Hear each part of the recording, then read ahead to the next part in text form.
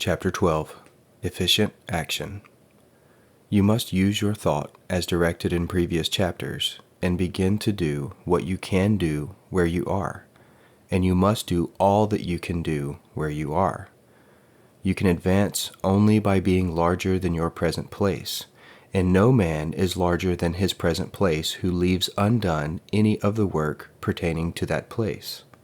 The world is advanced only by those who more than fill their present place. If no man quite filled his present place, you can see that there must be a going backward in everything. Those who do not quite fill their present places are a dead weight upon society, government, commerce, and industry. They must be carried along by others at a great expense.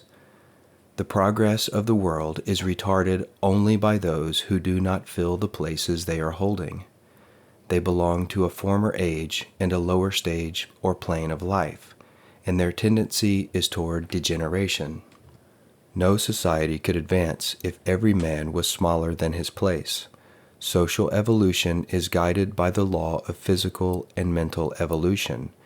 In the animal world, evolution is caused by excess of life. When an organism has more life than can be expressed in the functions of its own place, it develops the organs of a higher plane, and a new species is originated. There never would have been new species had there not been organisms which more than filled their places. The law is exactly the same for you. Your getting rich depends upon your applying this principle to your own affairs. Every day is either a successful day or a day of failure, and it is the successful days which get you what you want. If every day is a failure, you can never get rich, while if every day is a success, you cannot fail to get rich. If there is something that may be done today, and you do not do it, you have failed insofar as that thing is concerned, and the consequences may be more disastrous than you imagine. You cannot foresee the results of even the most trivial act. You do not know the workings of all the forces that have been set moving in your behalf. Much may be depending on your doing some simple act. It may be the very thing which is to open the door of opportunity to very great possibilities.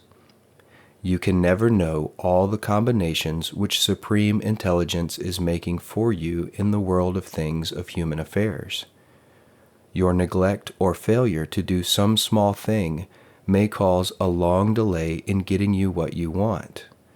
Do every day all that can be done that day. There is, however, a limitation or qualification of the above that you must take into account. You are not to overwork, nor to rush blindly into your business in the effort to do the greatest possible number of things in the shortest possible time. You are not to try to do tomorrow's work today, nor to do a week's work in a day. It is really not the number of things you do, but the efficiency of each separate action that counts. Every act is, in itself, either a success or a failure. Every act is, in itself, either efficient or inefficient. Every inefficient act is a failure, and if you spend your life in doing inefficient acts, your whole life will be a failure.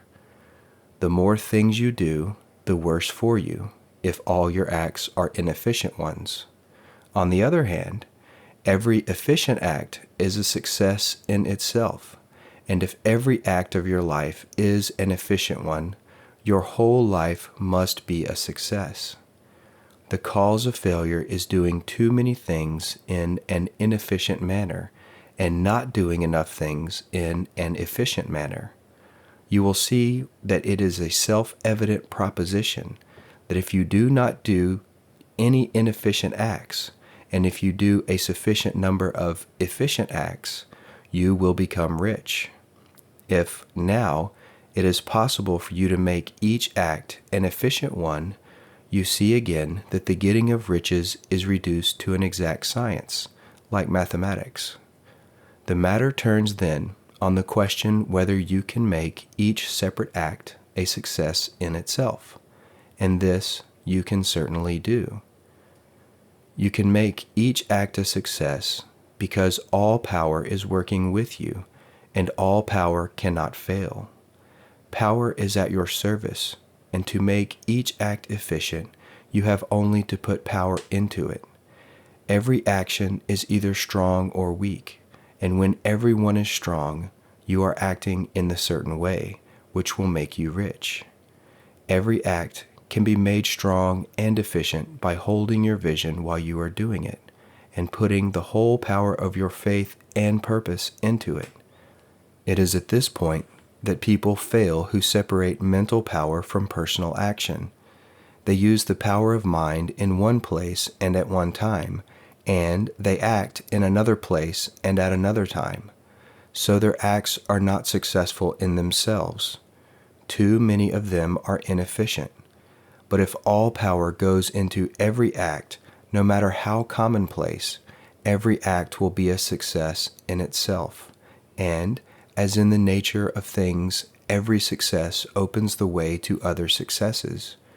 Your progress toward what you want, and the progress of what you want toward you, will become increasingly rapid. Remember that successful action is cumulative in its results.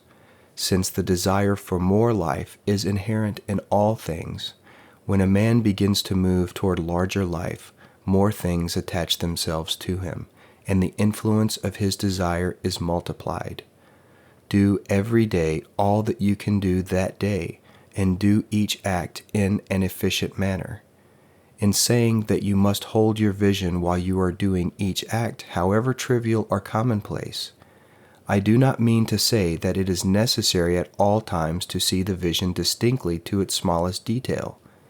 It should be the work of your leisure hours to use your imagination on the details of your vision, and to contemplate them until they are firmly fixed upon your memory. If you wish speedy results, spend practically all your spare time in this practice.